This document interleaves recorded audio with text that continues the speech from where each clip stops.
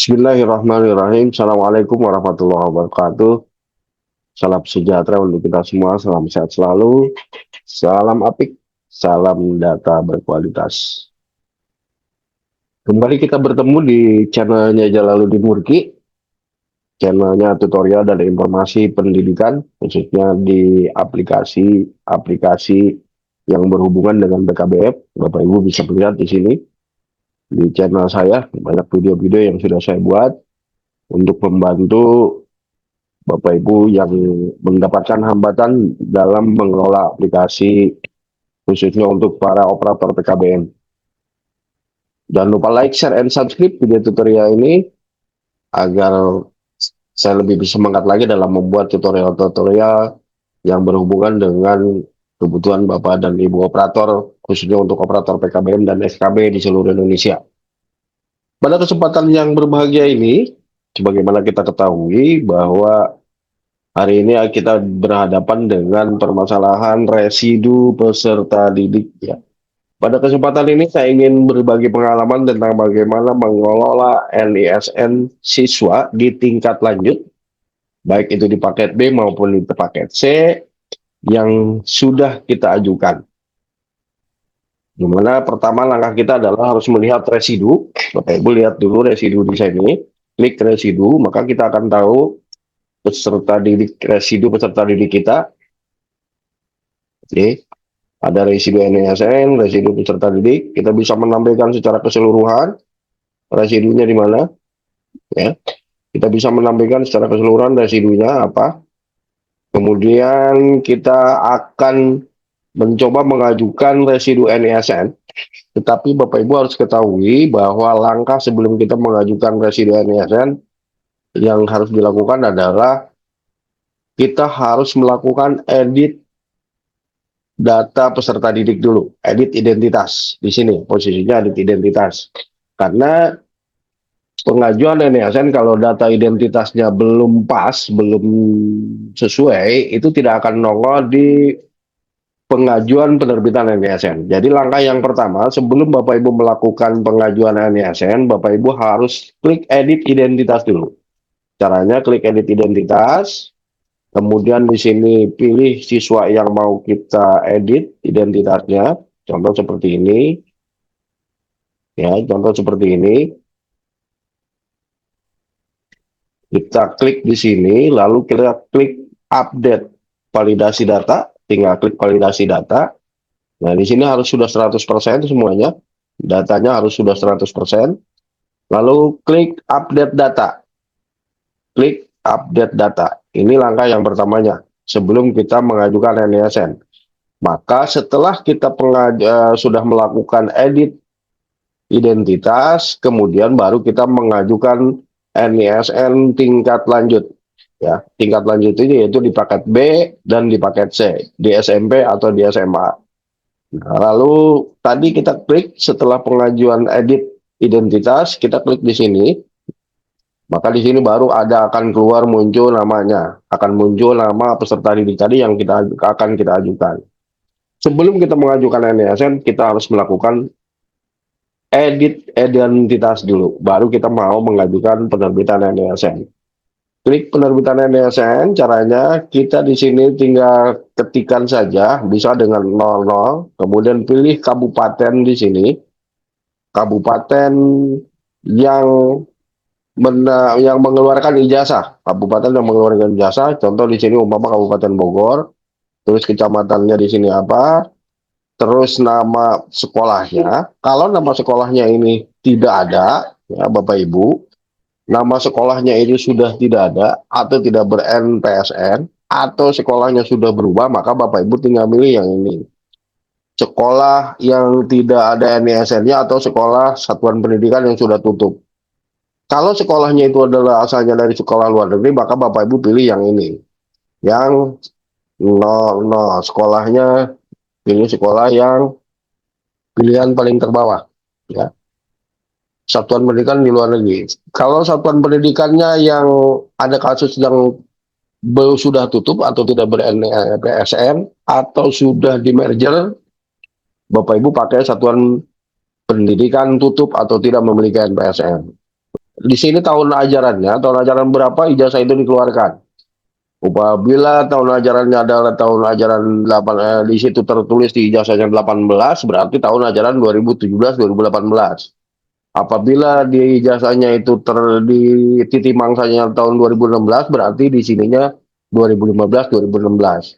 Kemudian pilih di sini kelasnya. Kalau dia paket B, berarti yang harus kita pilih adalah kelas 6. Ya. Hati-hati memilihnya. Kalau dia paket C, berarti dia kelas 9. Untuk pengajuan paket B, kelas 6. Untuk pilihan pengajuan paket C, berarti kelas 9. Lalu Bapak Ibu di sini filenya kita upload. Ya, kita ajukan filenya. Apabila filenya itu tidak ada masalah datanya, tidak ada persoalan di datanya, maka Bapak Ibu tinggal upload saja filenya di sini. Itu secara normatifnya seperti itu.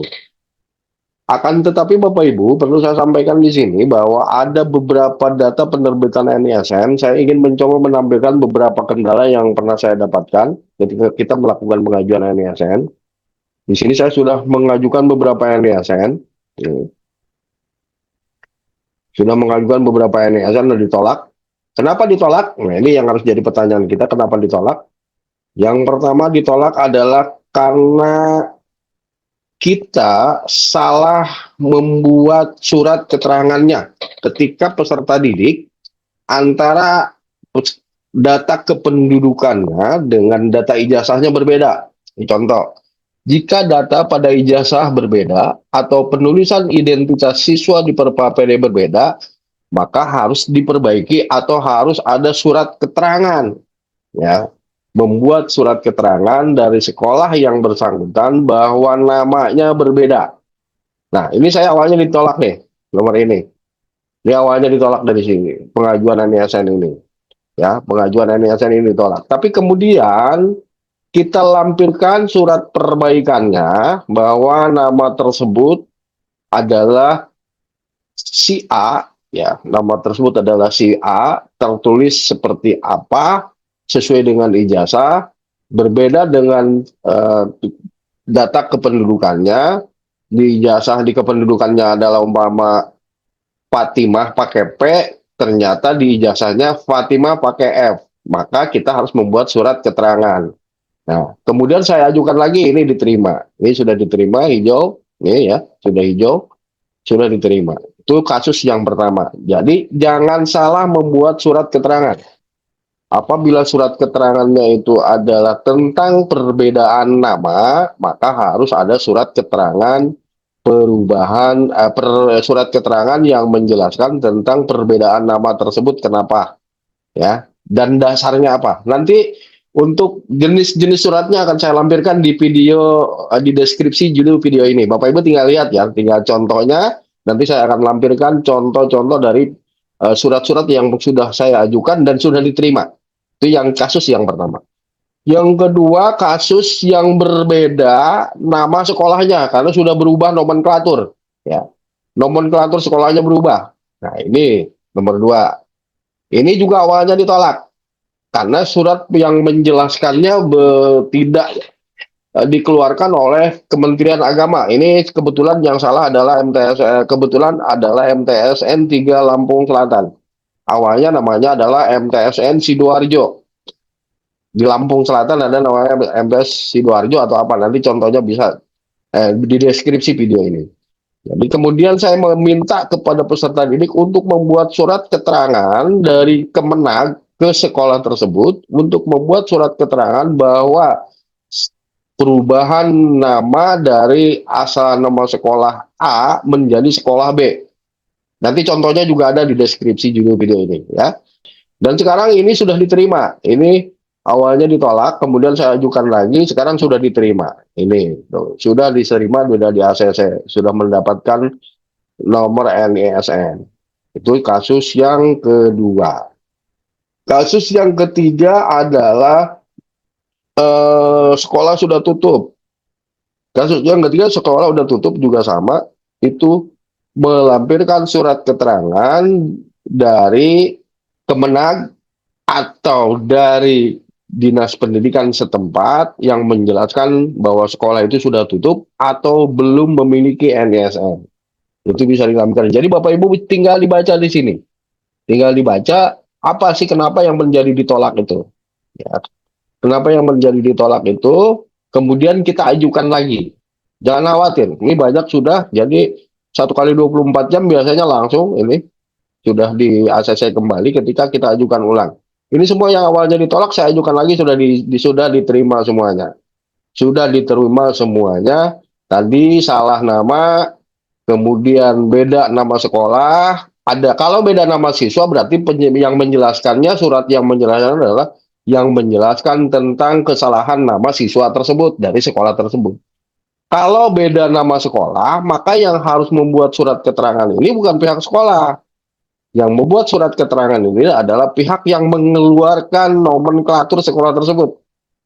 Contoh tadi dari Kemenag atau dari Dinas Pendidikan, ya, dari Dinas Pendidikan atau dari Kemenag setempat. Itu bukan menjelaskan tentang anaknya, tetapi yang menjelaskan tentang sekolahnya. Yang penting nomenklatur suratnya itu harus sesuai dengan apa yang diminta. Kalau yang diminta adalah tentang perbedaan nama, berarti surat keterangan dari sekolah tersebut yang menjelaskan tentang kenapa nama itu berbeda. Yang kedua, kalau diminta tentang sekolahnya yang berbeda, berarti nama sekolahnya, nomenklatur nama sekolahnya itu yang mengeluarkan siapa. Kalau yang menjelaskan tentang sekolah MTS atau MI atau SD atau SMP, nah yang menjelaskan adalah instansi terkait. Ya, nanti saya lampirkan juga contoh bagaimana sekarang untuk mengajukan berkasnya. Seperti biasa, tadi sudah seperti dijelaskan bahwa NISN diajukan di sini. Contoh Trinur 4 ini, contoh ini kita ajukan, maka kita isikan, kemudian di lampirannya, Bapak Ibu di lampirannya, contoh yang saya lampirkan adalah ini. Ini kalau yang gabung. Nih, jadi harus digabungkan di sini. Surat keterangan tentang sekolah asalnya yang dikeluarkan oleh Dinas Pendidikan, oleh Kemenag ini, sorry. Ini surat yang dikeluarkan oleh Kemenag digabungkan ya, ijazah peserta didiknya, kemudian surat keterangan yang menjelaskan tentang perubahan nama sekolah, kemudian ajukan, seperti itu. Begitupun yang nama peserta didiknya berbeda sama, jadi Bapak Ibu tinggal digabungkan dokumennya, dokumen ijazah dengan nama tadi contoh Siti Fatimah pakai P, dengan surat keterangan yang menjelaskan, di mana surat penjelasannya itu kenapa Fatimah dengan pakai P dengan Fatimah dengan F, apa yang menjadi dasar. Nah, ini harus dijelaskan di sini. Nah, suratnya kemudian digabungkan seperti ini, kemudian kita ajukan. Ya. Nah, nanti kalau ditolak, Bapak Ibu kenapa ditolaknya harus dibaca. Harus dibaca kenapa ditolak. Dibacanya di mana? Di sini. Penolakannya dibaca. Jadi harus dilihat terus. Ini penolakannya harus dibaca. Seperti itu, Bapak Ibu. Dan alhamdulillah sudah banyak yang di ACC. Kembali lagi ke sini, ke peserta didik. Kita lihat apakah NISN yang sudah kita ajukan itu sudah keluar. Kita klik di sini supaya ketahuan mana yang belum NISN. Sudah banyak yang keluar NISN-nya. Ini yang belum, yang sedang dalam antrian karena nunggu berkas dari anak-anaknya, dari peserta didiknya. Ini NISN yang sudah keluar tadi, yang kita ajukan beberapa kali juga sudah keluar. Ini tadi yang beberapa kali ditolak, setelah diganti suratnya diterima. Ini juga sama, ini tadi yang ditolak karena perbedaan nama, sekarang sudah keluar NISN-nya. Ya, seperti itu. Demikian Bapak Ibu, video berbagi yang bisa saya sampaikan pada kali ini. Pengajuan penerbitan NISN ditindak di sekolah tingkat lanjut di paket B maupun di paket C. Apalagi hari ini menjelang kelulusan, karena kelas akhir tentunya wajib memiliki NISN dan tidak residu di e-ijazah. Karena sekarang ada e-ijazah, jadi harus tidak ada residu dulu di e-ijazahnya, baru nanti seperti apa ke depannya kita tunggu juknisnya. Yang jelas hari ini kita perbaiki dulu residunya supaya tidak ada residu. Sekali lagi, mohon maaf apabila ada kata-kata yang kurang tepat, jangan lupa like, share, and subscribe video tutorial ini.